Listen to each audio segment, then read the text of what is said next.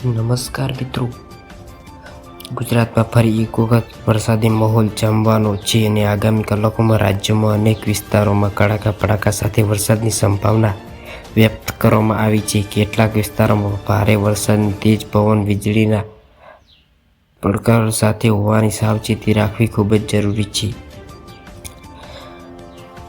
ચાલો હવે જિલ્લાવાર આગાહી પર નજર કરીએ. ઉત્તર ગુજરાતના બનાસકાંઠા, પાટણ, મહેસાણા, સાબરકાંઠા, અરવલ્લી, ગાંધીનગર વિસ્તારોમાં ગાજવીજ સાથે હળવાથી મધ્યમ વરસાદની સંભાવના છે અને કેટલાક વિસ્તારોમાં ટૂંક સમય માટે ભારે વરસાદ પડી શકે છે. મધ્ય ગુજરાત, અમદાવાદ, વડોદરા, આણંદ, ખેડા, પંચમહાલ, મહીસાગર, દાહોદ, છોટાઉદેપુર જિલ્લામાં વાદળછાયું વાતાવરણ સાથે વરસાદના ઝાપટા પડી શકે છે.